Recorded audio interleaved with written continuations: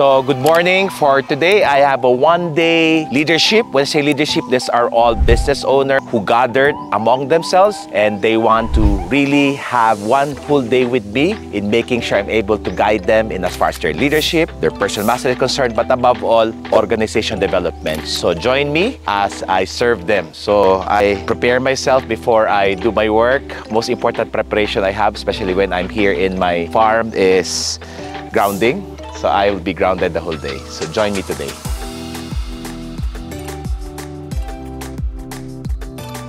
Wow, welcome to 8 Alilio, kung saan maraming aliw. Wow. Are you guys excited? Yeah! Sige, para lang organize tayo today, let's have a good breakfast. You tell me what time you want to start, okay?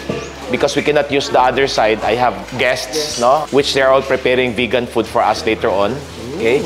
But you still have your kare-kare as requested. Danny, tell me what time do you want to start later on? Okay, that's number one. And then give me at least you and the core group 10 minutes to speak. And that's bolt in to make sure I'm supporting you on what you are here for. So, yun lang yun. So, good or good? Good. Thank you. Enjoy your breakfast! Thank you.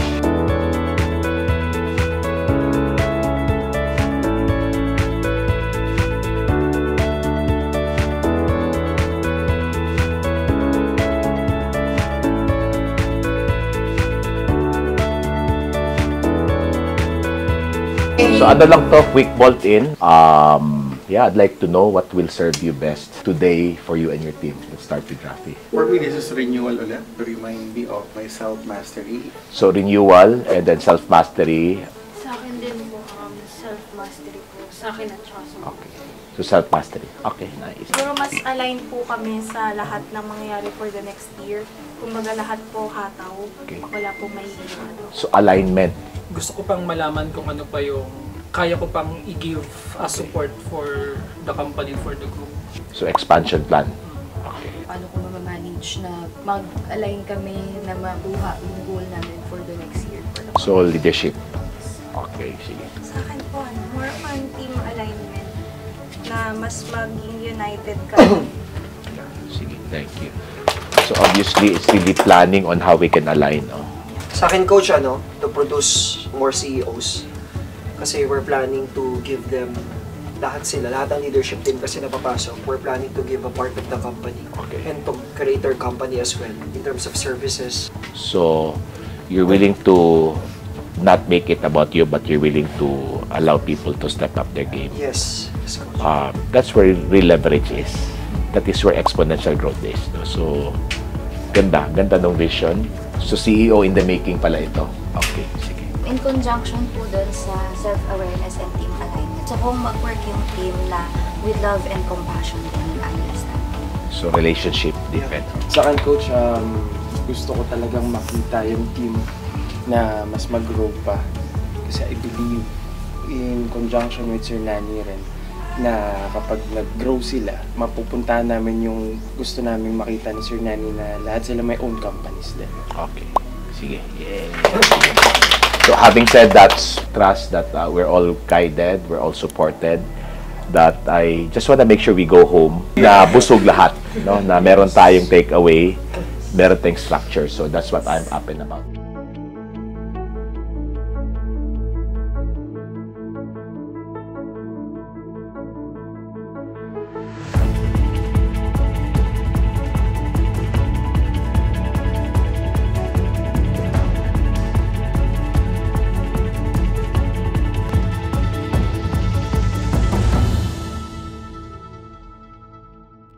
So the fifth discipline really is all about, it starts with number one, personal mastery. Which means if the leaders and the people don't have personal mastery, it will be very chaotic, stressful, and overwhelming is all we have. So it's focused on number one, personal mastery. Number two, it's also defining mental models. So we must create new mental models for us to operate differently. So our new mental model is 100% productive, zero excuses. So that becomes our practice. Why will people stay? Again, number three, it's really align alignment of vision and mission. Kumbaga, align yung personal vision, mission ko kung saan ako nag-work. We only want to work with people who has the same vision and mission because if not, ang hirap, no? Ang hirap kaya mag-push. Mas maganda kung everyone is being pulled by the same vision and mission. Lahat kumikilos sabay-sabay. Companies that are actually leveraging on technology such as Airbnb, no? Uber, Google, and of course, I know your type of business is super extremely high candidate to become exponential organization. If you want to go exponential, it's either you go all out or you don't. However, the exponential organization is not, it will be available but it can be tiring. Karamihan kasi ng exponential organization sa sobrang laki. Dati hindi man ako kumikita ng 10,000, 20,000 a month, tapos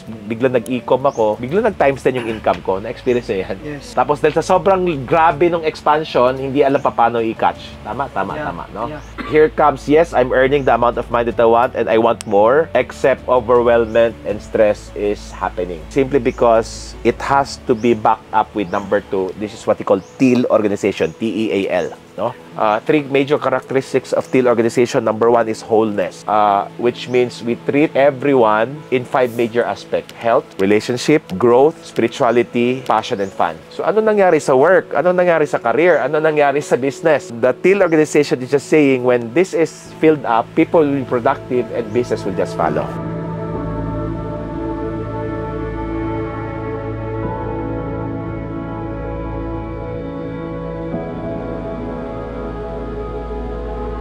Maybe what value yung na-create natin dito para sa'yo na excited kang i-implement ka agad? What was this day for you? Sobrang thank you, Coach, kasi meron kaming structure na susundan at ipapasa pa sa iba. Kaya palang gawin yung meeting na maging direct to the point. So yun yung pinaka nagustuhan ko sa structure na to. Siguro analogy ko na lang dito, parang ano lang to, bagong kanta na sisikat to eh. Na kailangan mo lang pakinggan pa ulit-ulit. Sa akin preparing everyone to the war. Sa akin po, is all about self-management. Ito yung change na hinihintay ng maraming employees. Ito na yon, masasagot lahat yung mga hinihintay nila, yung mga ine-expect nila na transformation. Very excited ako kasi dun sa format na to or sa flow na to, mas makikilala ko yung tao ko on a personal level. Ayun, sa akin, kumbaga tumutulong din tayo hindi lang sa organization, hindi lang sa profitability. Tumutulong tayong mahil yung world. So ako po, nafe-feel ko na dito sa team na to na wala ng transactional relationships dito. Yung company natin mag-grow as well. Feeling ko in the future, more companies na after natin mag-grow din kasi we are leading and we are starting this kind of organization. Pero sarap pala ng feeling nung i-ready mo yung team kasi pag nakita mong ready na yung team sa gera, ang bilis na lang magpasok ng profitability. Kahit anong ipahit ko ng numbers, mas confident ako. So yung money will follow eh. So I'm absolutely happy and honored to support you today. Yay! 1 milyon para kay Coach Ross. Yay! 2 milyon. 3 milyon. At milyong-milyong palakpak para kay Coach Ross. Because we cannot use the other side, I have guests, no? Which they're all preparing vegan food for us later on.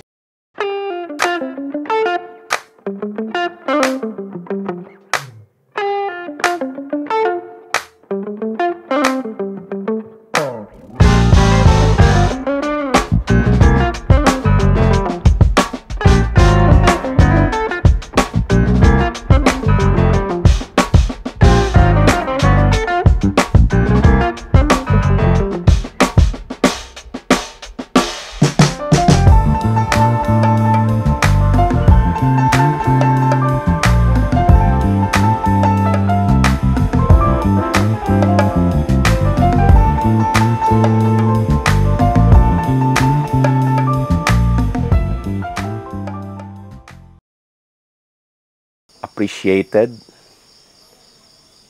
Maybe you know this person is struggling, but you're just there. The words that you said was imprinted in his heart or her heart that allowed him to.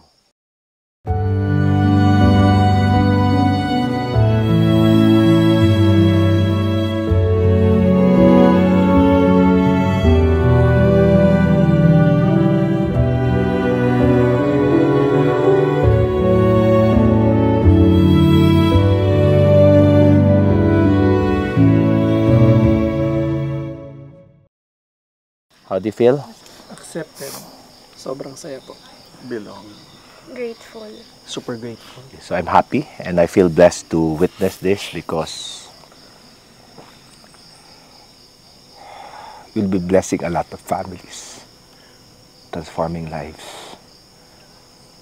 You know that 80 companies with at least 100 people each has 8,000